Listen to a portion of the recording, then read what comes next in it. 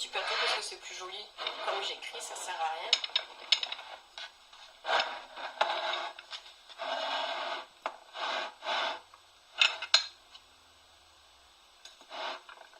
La fille, elle sait plus. Ouais, alors j'ai là.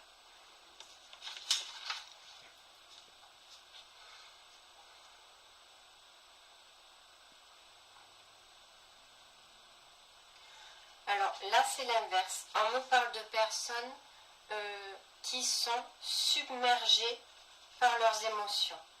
À tel point que ça fait, on me montre un yo-yo en elle. Un trop plein d'émotions qui crée tantôt des très hauts et tantôt des très bas.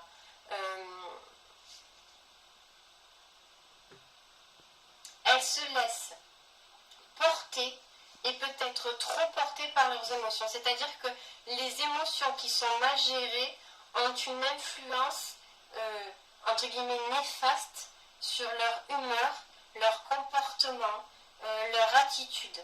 Parce que c'est comme si c'était des vagues qui arrivaient de plein fouet. Chaque émotion est vécue comme une vague qui arrive en plein fouet, qui les submerge. Ils ont l'impression de se noyer dans leurs émotions aussi. Comme entraînés dans un courant. Ils essayent d'aller à un sens contraire, mais ça les transporte. C'est plus fort que là. C'est vraiment un problème d'émotion qui prend le dessus. C'est fou parce qu'on me montre des personnes qui peuvent être euphoriques, dans le bien-être, dans la joie de vivre, et le lendemain, et pendant X jours, parce que c'est des états qui durent quand même assez longtemps, sombrer totalement. Ne plus arriver à remonter la pente, être submergés, engloutis par leurs propres émotions qu'elles n'arrivent pas à gérer. Mais ça peut être leurs émotions, mais aussi les émotions des autres. Mais on parle beaucoup de leurs émotions, mais après, quelqu'un qui leur est cher, qui va mal, ces personnes vont absorber inconsciemment le mal-être de la personne, du copain, de la copine, de l'amoureux, peu importe, et ça va les anéantir complètement, comme si c'était elle qui était elle-même le personnage principal de l'expérience de l'autre, quoi. Ce sont des personnes, oui, empathes, qui ne se protègent pas elles-mêmes de leurs émotions, qui n'arrivent pas à se protéger des émotions des autres. C'est une influence dévastatrice, on me dit influence dévastatrice des émotions. Ce sont des personnes tristes au fond d'elles-mêmes. Il y a des blessures de trahison. On me dit la trahison.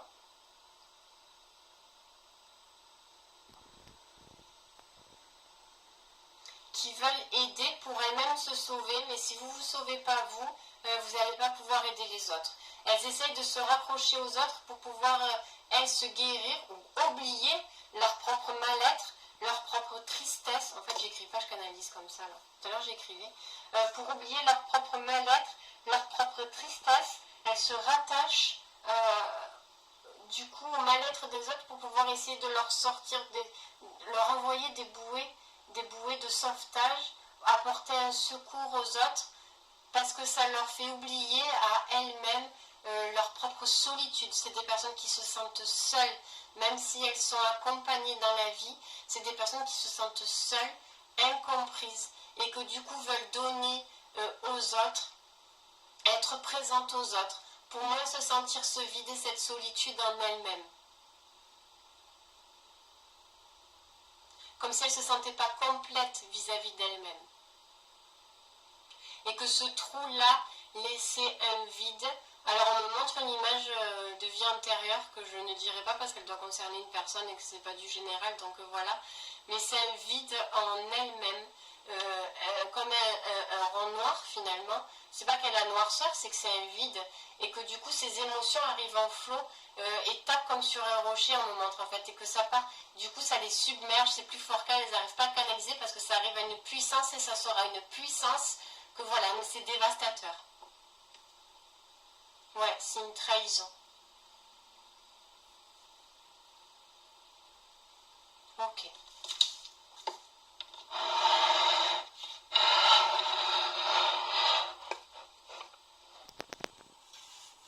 Alors, petit oracle du lâcher prise.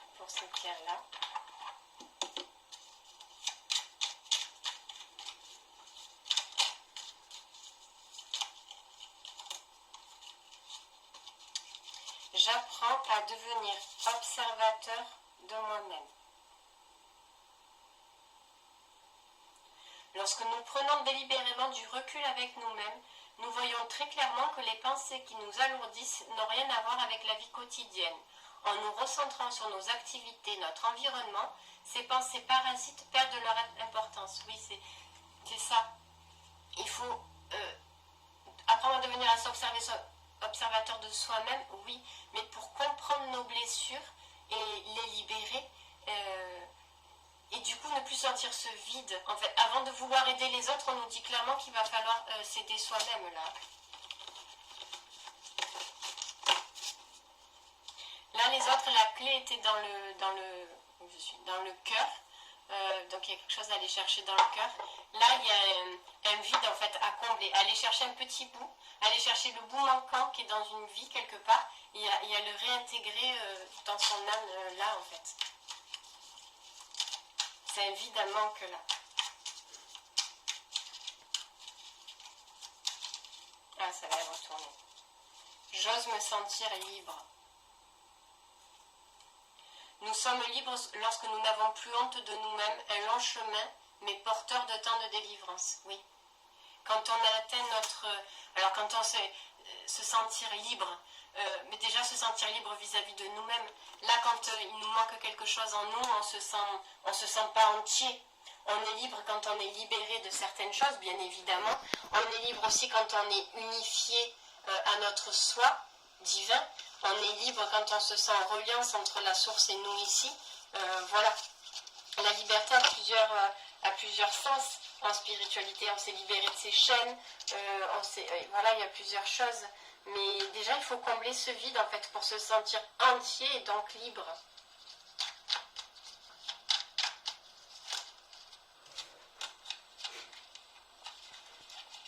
Je ne me laisse pas entraîner par les doutes et les douleurs.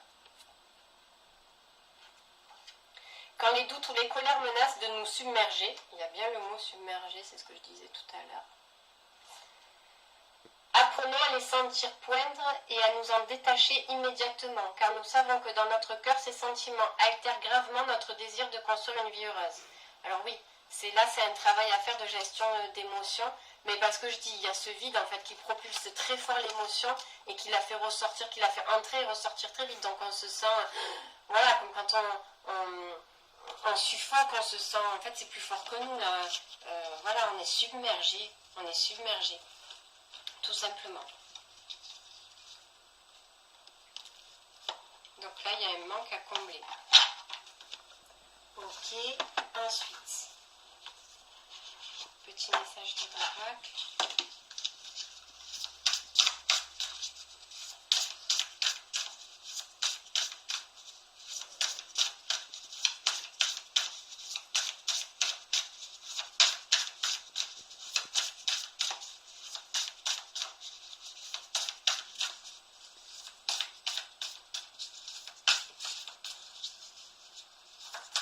On me répète, j'étais en train de dire pourquoi les cartes ne tombent pas et on me disait vide et occupez-vous de vous-même. Oui, mais ça on l'a dit, il fallait que je le redise.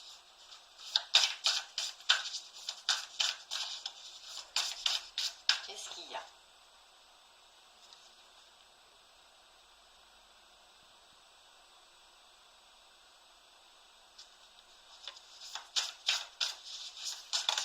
Ouais, on me dit des personnes qui tournent en rond dans leur tête, qui se sentent rabaissées, qui se rabaissent beaucoup. On me dit je n'y arriverai jamais, je suis nulle. Enfin, vous voyez, qui sont beaucoup dans la sous-estime d'elles.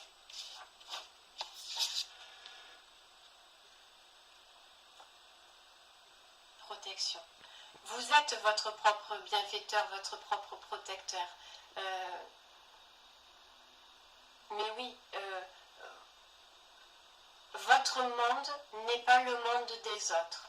Votre vie n'est pas la vie des autres. Ce n'est pas parce que ne faites pas de transfert, ne vous infligez pas une non-estime de vous, un non-respect de vous en ne pas vous occupant de vous.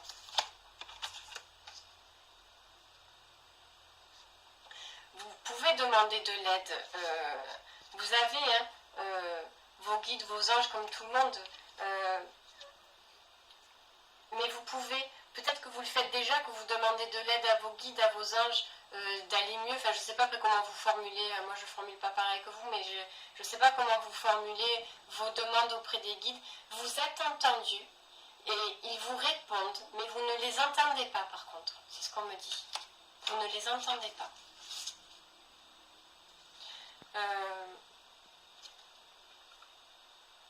J'ai une guérison du mental à faire de par ce conditionnement de blessure, de vide. Donc forcément, il y a ce vide à aller chercher et à réintégrer. Ça, je suis d'accord. Ça, c'est un travail d'accompagnement. Mais il y a aussi ce conditionnement de vie, ce schéma en vous. Il faut opérer aussi à une guérison du mental, parce que ce vide-là a été tellement profond et tellement ancré en vous, alors de vie en vie certainement, ça date pas de la vie dernière, que il y a un profond travail du vide à faire en vous, dans votre âme, parce qu'il y a un vide là, mais il y a aussi le cerveau en fait, qui a toujours vécu et conditionné avec ce vide-là. La réconciliation, mais c'est l'union avec vous-même, avec ce petit bout-là de votre âme qui manque, hein, pour une union juste merveilleuse après. Hein. Voilà, pour arriver à la prospérité, c'est trop beau. Si vous vous sentez seul, à mal-être, vague à l'âme, on me dit oui, vague à l'âme, il vous manque quelque chose en vous. C'est normal de se sentir comme ça quand on a un petit bout de nous qui n'est pas ici, en fait, il faut aller le chercher.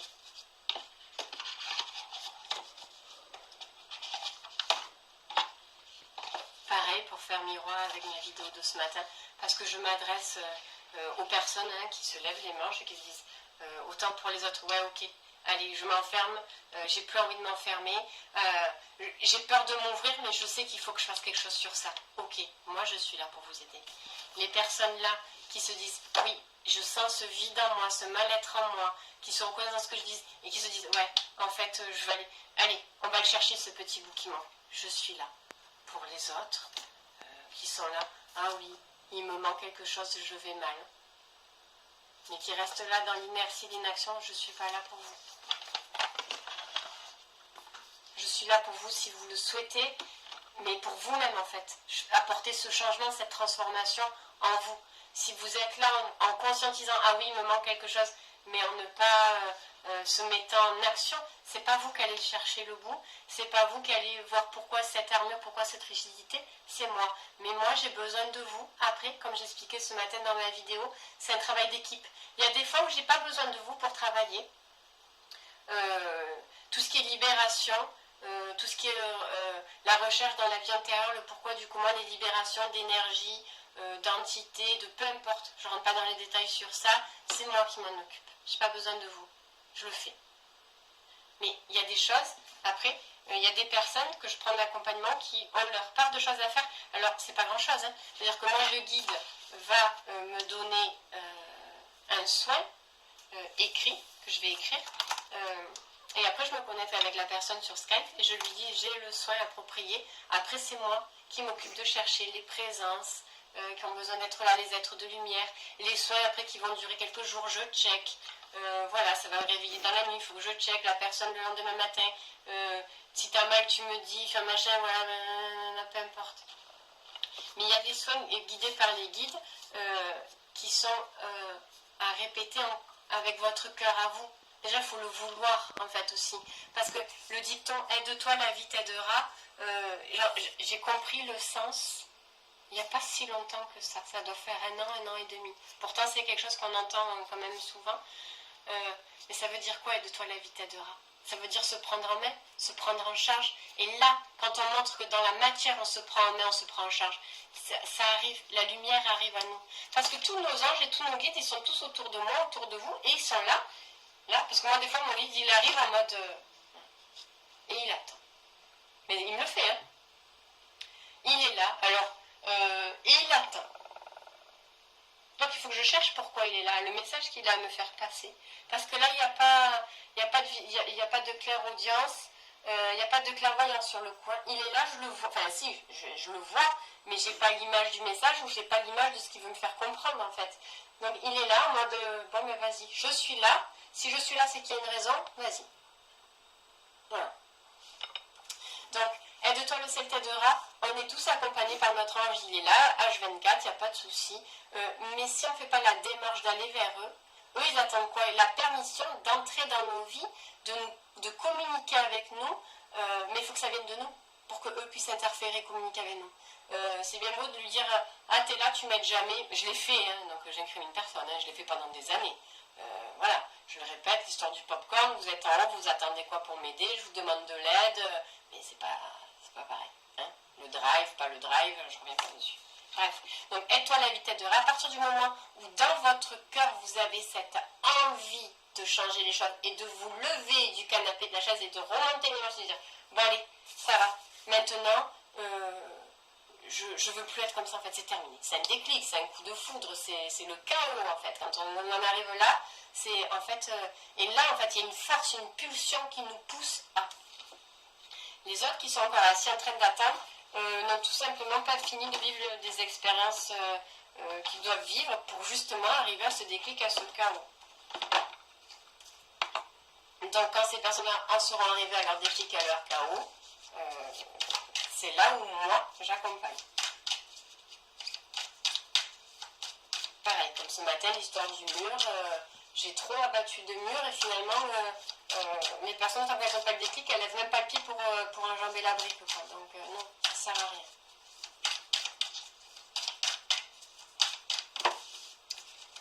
Alors, on me dit c'est celle de dessous. Psyché.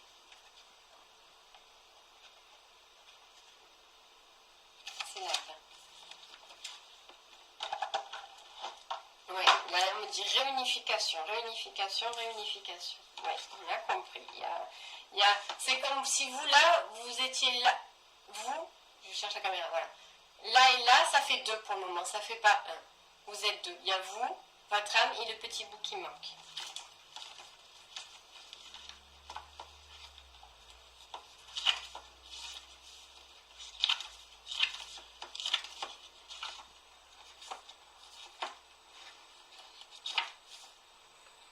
L'âme est l'ombre qui quitte le corps après la mort, tel le papillon qui s'échappe du cadavre. L'âme enfermée dans le corps a chuté sur terre pour devenir mortelle et imparfaite. En cherchant le chemin de la lumière, elle connaît la chute, l'exil et la perte de ses ailes. Psyché doit passer par la mort, traverser l'autre monde pour s'unir à jamais à Eros. Quand on me parle de mort, là, c'est ce trou noir que je vois, qu'on me montre, de ce bout d'âme, de partie de soi qui est perdue. La première tâche consiste à trier le bon grain du tas de millet, donner de la valeur à ce qui est significatif. Des fourmis prises de pitié l'aident à trier le tas. La deuxième, qu'est-ce que j'ai sauté? J'ai sauté un truc. Les catalogues de la mort, on s'en fout. Alors là, on me dit de lire territoire. Alors en bas, là. Initiation de l'âme, solitude existentielle, purification. C'est juste trop beau. Je ne sais pas si vous voyez bien en bas là. Exactement. C'est tout à fait ça. La solitude à l'intérieur. Parce qu'il vous manque ce petit bout. Voilà. Allez, je vais tirer une dernière carte pour les deux tas. Du coup, peut-être que le tarot ne le lira pas parce que ne les verra pas parce qu'ils ont peut-être dû couper, je ne sais pas. Il en est tombé deux. J'apprends à ne plus me comparer aux autres. Nous sommes tous uniques. C'est valable pour les deux. Hein. Nous sommes tous uniques. Lorsque nous décidons de ne plus nous comparer aux autres, nous prenons la mesure de ce que nous sommes vraiment. Un être unique en ce monde, doté de ses propres richesses, dont les désirs et les capacités sont incomparables. Comme je dis à chaque fois, tout le monde a son propre don. Tout le monde est unique. J'imagine. Tant que nous imaginons nos propres solutions, nous sommes dans le juste. Et même si nous nous trompons, l'erreur nous ressemble et peut nous servir de leçon. La véritable faute serait de n'appliquer que des solutions toutes faites imaginées par les autres. Ouais. La propre erreur, c'est d'attendre que ça arrive, de se laisser dissuader par les autres, de s'infliger à soi-même des souffrances de je n'y arriverai pas, je suis comme ça. Enfin, voilà, tout ce qui est néfaste à nous. Alors, on se lève et on va se chercher nous-mêmes, notre cœur, nos clés, nos pleins pouvoirs, notre union. Je vous souhaite une bonne soirée.